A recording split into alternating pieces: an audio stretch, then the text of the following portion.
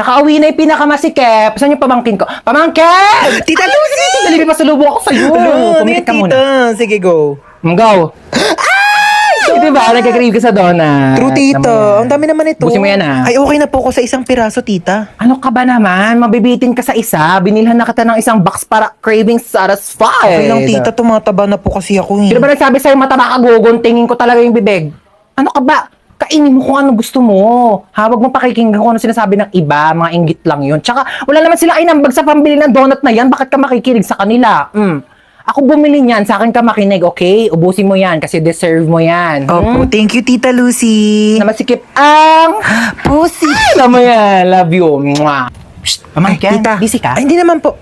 Sama mo ko, dali. May bibili na ako saglit. Go, tita. Tara. Wait lang, suotin ko lang po jacket. Okay naman, jacket. Mainit sa labas. Hindi, okay lang, tita. Pangat kasi ng damit ko eh. Ano ka ba? Maganda naman yung suot mo, ha? Para tayo sleeveless, oh. Hindi, okay lang, tita. Tinatakpan ko po talaga yung braso ko. Taba na kasi. Tsaka, di na po nagkakasya yung mga damit ko. Kailangan ko na magpapayat. Ano ka ba? Di mo naman kailangan takpan yung katawan mo, eh. Tignan mo yung suot ko, oh. Brasohan. Bilbilan. And so what? Coconut. I can still wear whatever I want kasi I can. Diba? Hindi mo kailangan baguhin yung katawan mo para magkasya sa'yo yung damit. Kaya nga may sizes tayo, diba? May small, may medium, may large, may extra large, may double extra large. Clothes are meant to fit you kahit anong size ka pa, okay? Okay, tita. Tara, bibila kita ng maraming damit sa labas. Yung magkakasya sa'yo, komportable ka. Huwag mo na suotin yung mga masisikip na yan, tsaka luma na yan. Opo, tita. Ano, tara? Tara po. Let's go. Wait, ang tagal mo ah. Wait eh. Jessica. Bakla saan ka pupunta? Eh, ba't ka ba nakakabay na boy? Eh, ako to si Princess. Kung hinihingal na ako. Hindi kita nakilala. Magsuot ka kasi na salamin mo. Leche ka. Di, ayoko magsalamin. Hindi bagay sa outfit. Mas okay ng bulag basta maganda.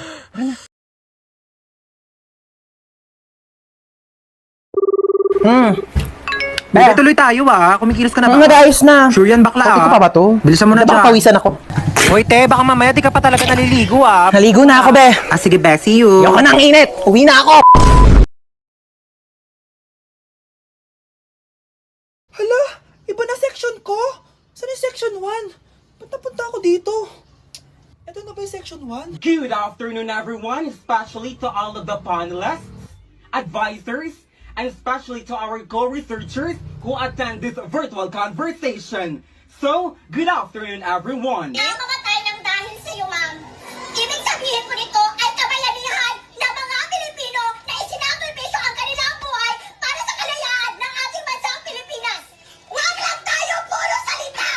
Dapat ipinapakita din natin sa ating ginagawa! Ikaw, bago ka lang dito, di ba? What is the biggest mistake? Ma'am, the biggest beef stick. Anong beef steak, ha? Alis na ako dito.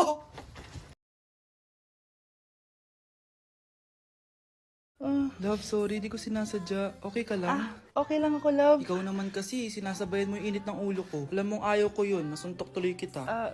Sorry. Okay lang, next time wag mo nang gagawin ha. Tara na, bihis ka na. Kakain tayo sa labas. Anong gusto mo? Kakain tayo sa labas. Sige, tara. I love you, bebu. I love you too. A few moments later. O anak, ba't may pasa ka sa mata, ha? Nay, wala to. Sinaktan ka ng jowa mo, no? Manda sa akin yun. Physical touch kasi love language niya, Nay. Parang ikaw lang. Okay lang ako, wala to, Nay. Anong ako? Hindi ako ganyan sa'yo, ha? Lu, ikaw nga kapag pinapalo mo ako, sinasabi mo mahal mo ako. Wala to, Nay. Mahal ako nun. Ganon. O sige, dahil mahal kita, dadagdagan natin yung nasa mukha mo!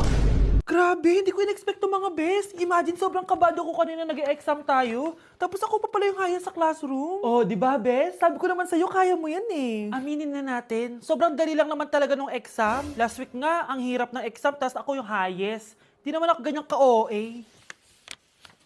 Kayong tatlo, kayo na lang magka-group sa research, ha? Ang saya! Tayong tatlo magkaka-group sa research! Scarlett, ikaw na lang leader namin, ha? Ha?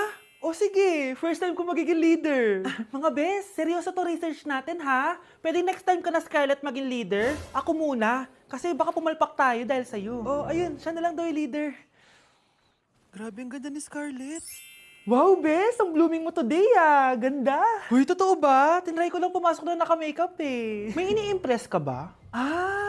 Baka gusto mo magpapansin sa mga boys. Gusto mo lahat ng attention nila sa'yo. Gusto mo yun, diba? Hindi naman. Feel ko lang talaga mag-makeup today. Okay. Mga bes! Finally! Nakabili na din ako ng bagong phone after ko mag-ipon ng 1 year. Hala! Happy for you, bes! Deserve mo talaga yan. May magagamit na tayo pang picture. Parang ang yabang mo na, no? iPhone pa talaga? Social climber yarn? Joke. Huy, bes! Jessica, may napansin lang ako. Tuwing may nagagawa o na-achieve ako, parang hindi ka masaya para sa akin. Ha? Hindi ah. Sensitive ka lang. Hindi eh. Best friend kita, di ba? Pero bakit parang kalaban kita? Kung may problema ka sa akin, sabihin mo. Dahil ayoko ng peking kaibigan. Sure ako na nai-insecure sa'yo yan, Scarlett. Tara na nga, eto tatandaan mo, Cheska. Kami lang ang nagtitiis sa'yo. Lahat sila, ayaw ka maging kaibigan. Dahil sa ugali mo.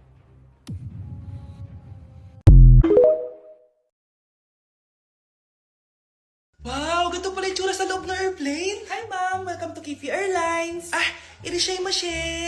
Nagsasabi na ito. Ma'am, marunong po ako magtagalog. Ay, sorry. Ganda nito Ako na dito Ako na una. Ngayon, si Scarlett. Ako dyan. Ako na una. Ayaw mo umalis dyan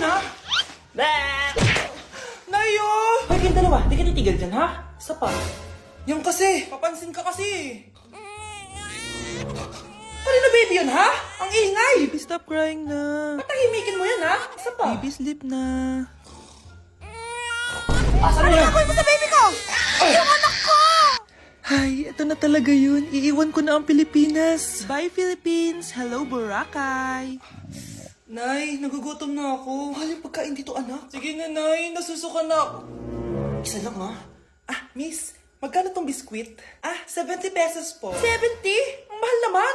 15 pesos lang yan sa tindahan di bumaba ka dito sa aeroplano tapos doon ka sa tindahan bumili? Anak, magtubig ka na muna. Sige, Nay. Tubig, magkano? 100 pesos, ma'am. Okay, umupo tayo na maayos dahil malapit na po tayo mag-landing. Ayun, malapit na tayo. Teka lang. Nasa si Brianna? Nay, tapos na ako mag-CR.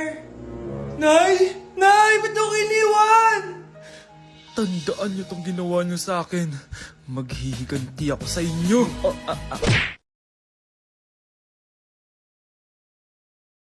Yak! Ang cheap naman ng uniform nila. Mukhang maasim. Walang class. 2025 na, Android pa din ang cellphone. Kahit siguro Messenger naglalag dyan.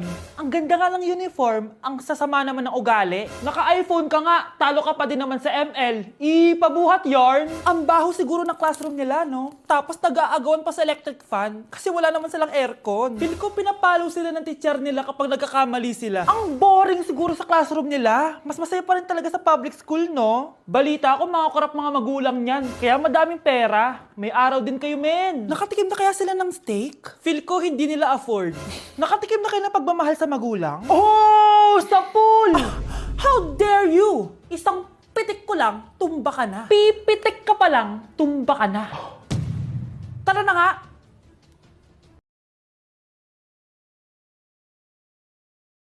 Ang bago nating top 1 ay si Samantha. Ang galing mo, Samantha. Naku, basic lang yan. Paano nangyari yun? Pasado kayong lahat, pero may isang bagsak. Si Scarlett, halatang favorite mo si Samantha. Pares lang kami ng average, paano ako bumagsak? Di ba sinasagot mo ako? Di bagsak ka ngayon?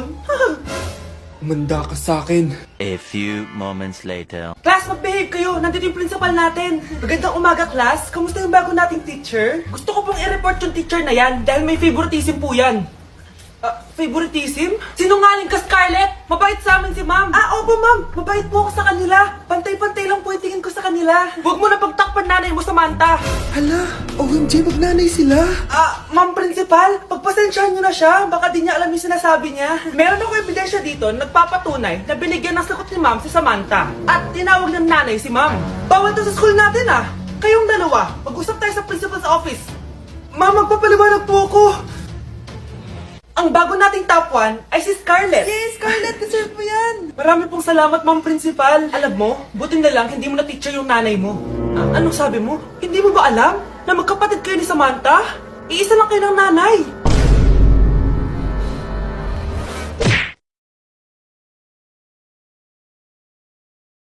Anak, malapit na Valentine's, wala ka pa rin jowa? Anong wala? Papunta na dito yung manliligaw ko, Nay. Talaga ba?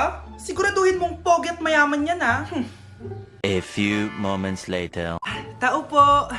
Hello. Ito, para sa'yo. Konti lang to. Sana ma-appreciate mo.